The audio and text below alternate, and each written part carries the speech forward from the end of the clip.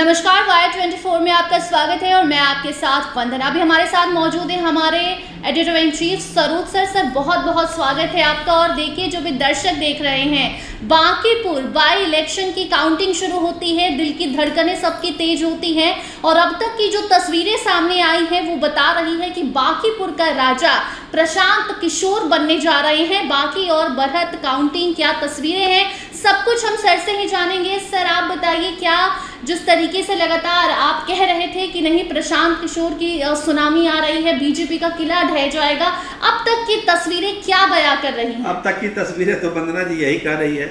14 round की counting हो गई है, अभी तक 31 राउंड की काउंटिंग होनी है।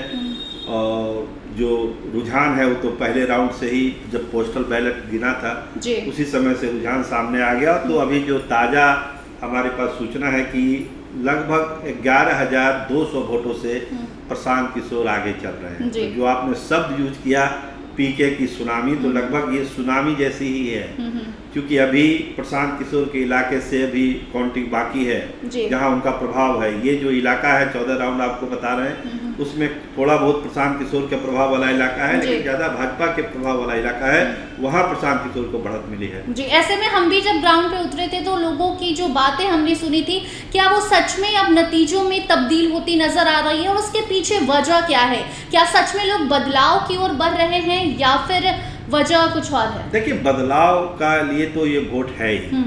अगर बीजेपी के अवैध दुर्ग में, मतलब जो किला लालू राबड़ी के शासन में नहीं हिला, जो लालू नीतीश के शासन में जो किला नहीं हिला, वो उस किले में प्रशांत किशोर ने सेंधमारी की। सेंधमारी क्या कहिए, उस किले को ध्वस्त करने की तरफ बढ़ रहे हैं। 14 राउंड में अगर 11,500 वोट से बढ़त है तो इसका मतलब वो किला वो ध्वस्त करने की तरफ बढ़ रहे हैं।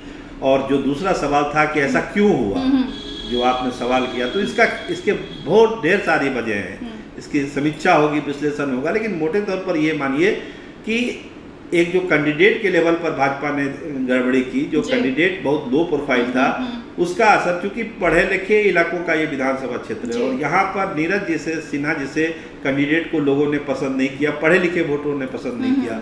दूसरा, प्रशांत किशोर का यही कहना था कि एक सीट से कुछ नहीं होना है। ये आप प्रशांत सम्राट चौधरी को ये मैसेज दीजिए कि आपका काम ठीक नहीं हो रहा है, ये रेफरेंडम है सम्राट चौधरी के खिलाफ, ये प्रशांत किशोर बोल रहे थे। लगातार इस चुनाव को लेकर भी कहा जा रहा था कि बांकीपुर उपचुनाव से ना ही सरकार गिरेगी ना ही बचेगी, लेकिन सम्राट चौधरी ने इन 100 दिनों में काम क्या किया, काइंड ऑफ ये एक रिपोर्ट कार्ड है जो कि अब सामने आने लगा। जी, ये हाँ, इसको आप रिपोर्ट कार्ड ही कहिए। और केवल वहीं तक मामला सीमित नहीं रहेगा जी। ये बिहार के सियासत को, सम्राट चौधरी के आगे की सियासत को, दिल्ली की सियासत को बहुत ही निर्णायक तरह से प्रभावित करेगा, हल्के फल्के ढंग से नहीं। क्योंकि आरजेडी जितना पीछे चली गई है चुनाव में, इसका मतलब है कि भाजपा के विकल्प के तौर पर जनता आरजेडी को नहीं अब समझ रही है, वो एक नया विकल्प खोज रही थी और उसको प्रशांत किशोर में लग रहा है कि वो नया विकल्प है।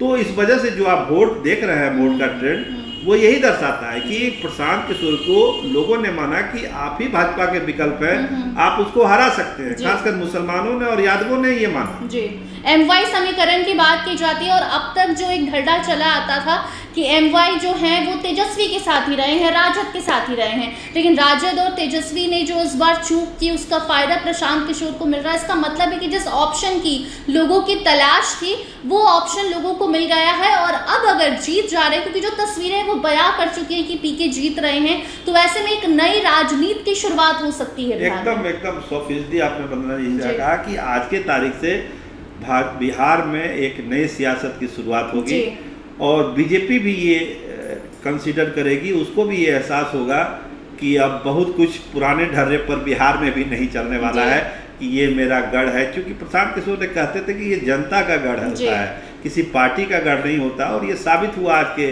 काउंटिंग से। अभी तक वो यही साबित हो रहा है, आगे जो हो अभी तक तो यही साबित हो रहा है। तो बीजेपी को भी रीथिंक करना पड़ेगा अपने चुनावी स्ट्रेटजी पर, और जो इनफाइटिंग है भाजपा के अंदर, ये सब चीज़ों पर अब समीक्षा होगी, बहुत सारी चीज़ें सामने आएगी।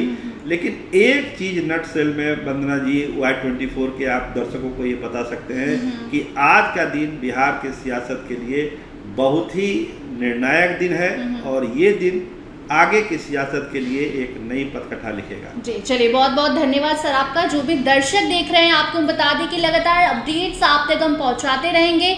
जुड़े रहिए Y24 के साथ, क्योंकि देखिए अभी तक के जो रुझान है वो आपको हम बता रहे थे, लेकिन शाम तक तस्वीरें बदल भी सकती हैं। वो तस्वीरें भी लगातार अपडेट के माध्यम से आप तक हम पहुंचाएंगे। देखते रहिए Y24। धन्यवाद।